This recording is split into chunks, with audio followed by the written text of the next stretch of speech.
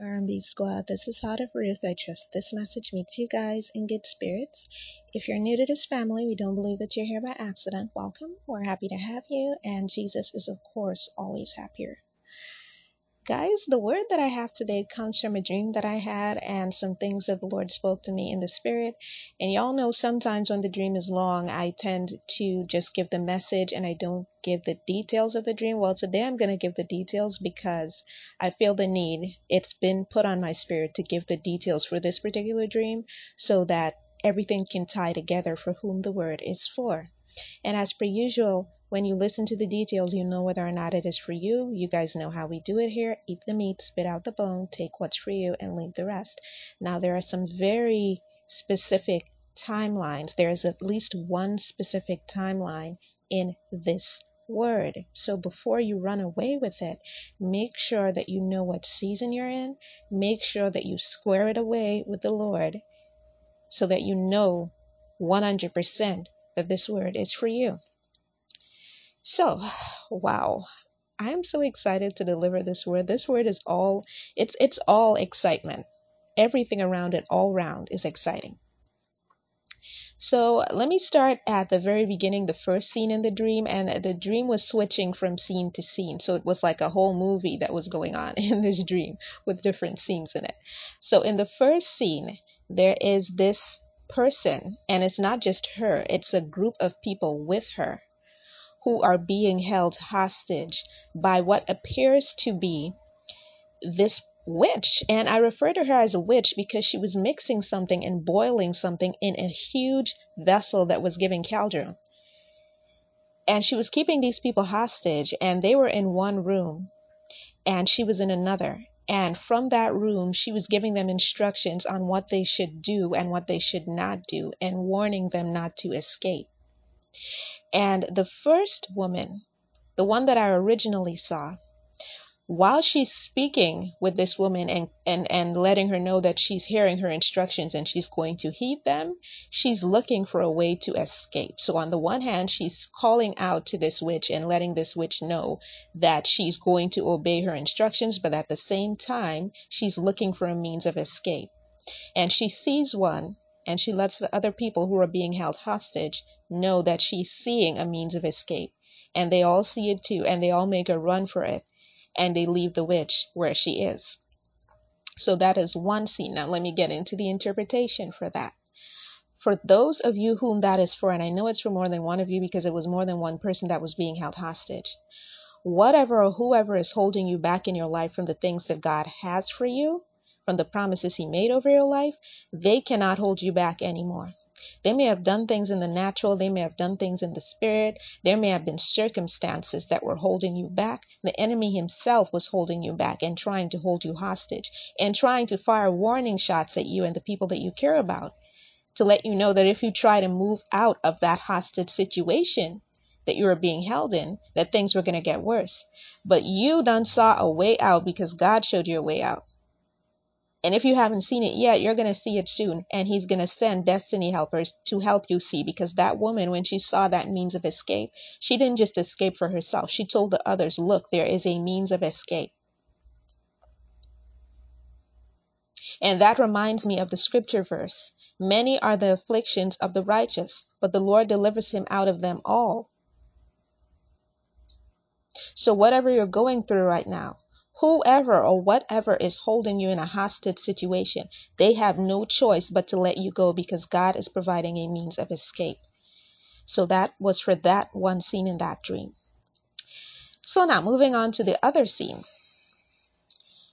There were these three women speaking. One of them was slightly older than two of the other women. And I heard one of the younger women talking about her relationship with her mother. And she was saying that she felt like her mother never really loved her. And then the older woman, the oldest one in the group, now she wasn't old, she was just older than the other two. She started to relate how her father, her biological father, had not been an ideal parent, how he had been an absentee father. And even when he did come around, he was unavailable emotionally. And she said she also didn't feel loved by him. And then she went on to tell these two younger women about the love of the Lord and how that makes up for any lack when it comes to your biological parents. So for someone, God is putting you in a place where you can minister to people who are slightly younger than you or the same age as you, who have gone through or are going through what you have gone through. And your healing journey, your ability to overcome the heartache that you experienced, whether it's from disappointment from family, your family of origin, or if it's disappointment and heartbreak in other areas where other people let you down, friends, romantic partners, etc. God is sending people your way who are going through the same thing that you went through, and you are going to be used to minister to these people to help them come out of it. You're going to help them heal. And I just thought that that was so beautiful. So God is taking you into ministry. You're going to minister to others, and you're going to have a testimony. Everything that you went through, maybe you asked yourself, why? Why did any of this happen to me, Lord? It's because God knew somebody along the way was going to come to you who was going through the same thing that you went through, and you would be able to help them. It was part of your ministry. So God took what the enemy meant for evil, and he turned it around for good, as is his style. So God bless you. God bless your ministry, whomever that was for. Now, there was a third scene in the dream. I saw this woman walk into this building. And as she walked into the building, I couldn't help but notice how well put together she was. She was beautifully dressed, very tastefully dressed. And the scene zoomed in on her nails, and I saw that she was wearing this bright green nail polish. Now, I remember thinking, why the bright green? But it was so becoming, though. It looked so attractive on her. It just worked with everything else, with the rest of her outfit. It was giving sophistication. And so she goes to this desk where the security sits, and the security is a female. And the security looks her up and down. And I can tell right away there's some hostility toward this woman, even though she doesn't even know her. Like, they don't know each other, but the security is looking at her with this hostility. And then she starts demanding that she does certain things in order to access the rest of the building. So she doesn't want to give her access to the rest of the building. And by the way, there was something that the woman had to do in there.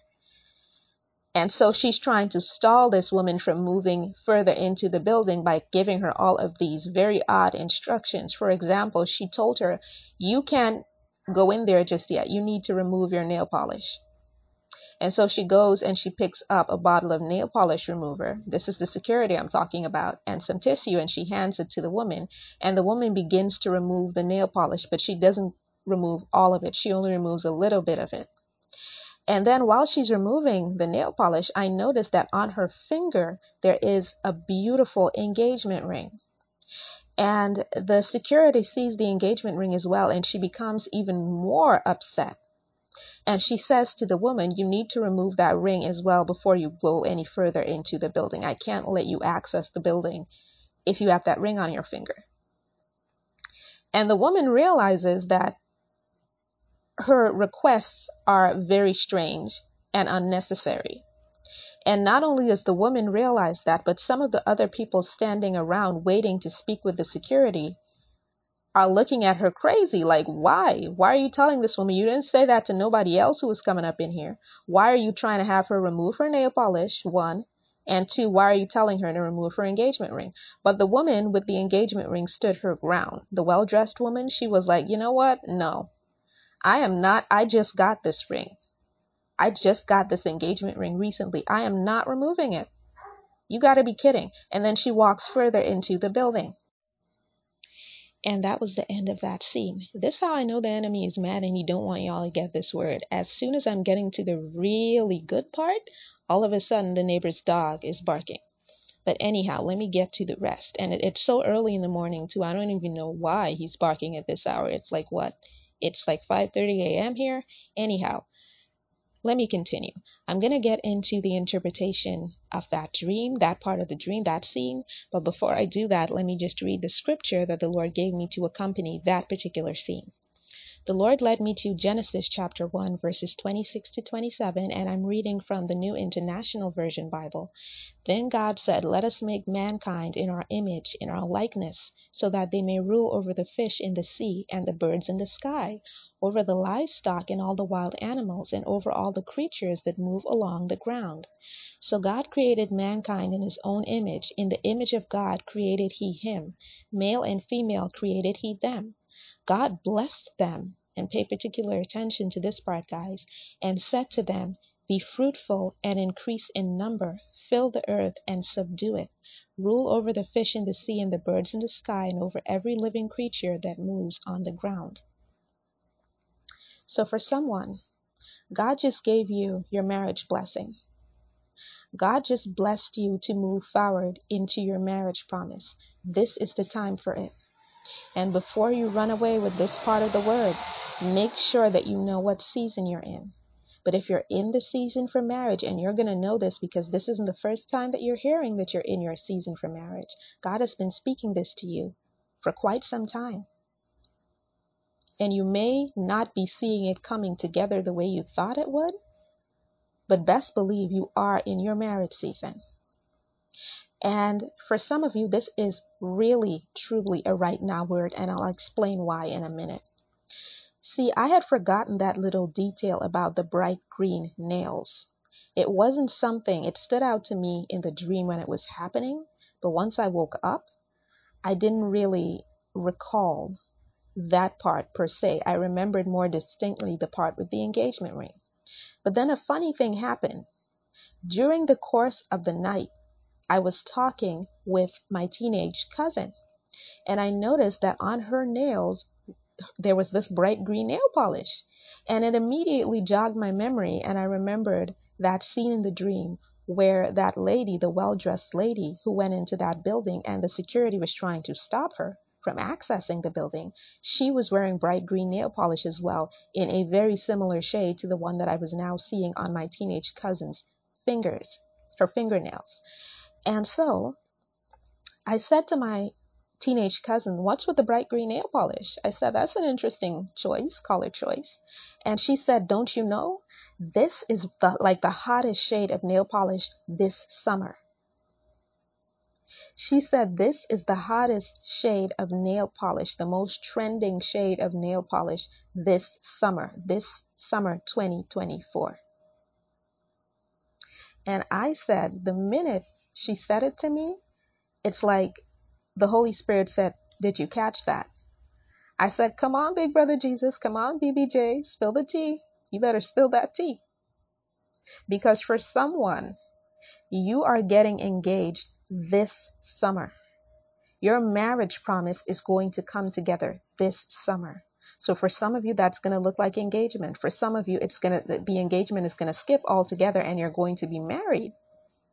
For others of you are going to enter into a serious relationship. But your marriage promise, something that has to do with your marriage promise, is coming together this summer for some of you. Not next summer, not the summer after that, this summer. That little girl said to me, "This is the trending shade of nail polish this summer. Summer 2024. And what did I see in my dream? That woman was wearing the same shade of nail polish. So this is happening in real time. This is a right now word for some of you whom this is for. For others of you, it may not happen right away, but it will definitely happen soon. It will definitely happen soon. Seek God for further confirmation on what exactly your time frame looks like. But I feel the need to mention this security lady who kept trying to get this woman to remove her nail polish and remove her engagement ring. It's some agents of the enemy. And for some of you, it's human agents of the enemy. And for others of you, it's situations and circumstances that are trying to hold you back from what God is looking to bless you with. This includes your marriage promise or any other promise that God spoke over your life. Now you're at a point in your life where you are refined. You are literally polished, okay? You've gone through certain things. You've been through the fire, you've been through the pruning process, and now you're polished. This reminds me of a word that I put in the community post a couple days ago. about someone having gone through their pruning process. And the Lord calls you beautiful. He calls you noble, shining. Y'all remember that for those of you who saw it? God has positioned you now because you are ready to walk into your promises. For some of you, that is your marriage promise. For others of you, it's other promises that God spoke over your life. For others of you, still, both are coming together at the same time. Your marriage promise and the other promises He spoke over you. And people around you can see how refined you are. They can see the difference. They can see an elegance, a sophistication about you that they can't put their finger on. That woman was well dressed, and everyone in that room looked at her when she walked in. They looked at her like she was somebody. And that lady, that security lady sitting behind that desk, she was immediately bothered by this woman's very presence. And I had the sense as I looked at her, it was giving jealousy, like she was envious of this woman. So there are people who are looking at you, and some of you don't even know these people. You don't know them from a can of paint, and they don't know you either. But they're envious of you because they're seeing the way God is blessing you and positioning you. And for others of you, it's people that you know. People that you know, and you may be very aware that they don't like you and they don't want to see you prosper. They don't want to see good things happen for you. Notice she was telling that woman to remove her nail polish. So remove part of the overall getup, part of what was making her look well put together. Remove her nail polish. And then she went even further and was like, remove your engagement ring. And the woman was like, no, I just got this. I just got this engagement ring. I'm not going to do that. And then she stopped removing her nail polish. So the Lord pointed out to me the fact that the woman started to remove her nail polish and then she stopped, and she did not remove all of it. She only removed a little bit. For some of you, when these people come for you and when these situations happen and you realize it's a situation or a person that is trying to snatch certain things from you or get you to come out of the position that God is putting you into and what He's positioning you for, you're going to want to come out of character and come out of that polished state that the Lord put you in, come out of that refined state that the Lord brought you into, and put these people in their place or act out during these circumstances. The Lord is saying it's not worth it. Don't do it. These people, they're not worth it. The circumstances, those circumstances aren't worth it. Stay in your place, stay in your position, stay in your place of sophistication and refinement, and do not allow anybody or anything to make you come out of character. The Lord is saying that now is the time for your good harvest. You're about to be fruitful and multiply. So this is a time when things are going to be birthed in your life. And not just things. Some of you are actually going to give birth. Some of you are going to get married, fall pregnant right after getting married, and you're going to bring kingdom children into the world. So I'm excited for whom that word is for. I love you guys. I will be back with another word as soon as the Lord releases me. Take care.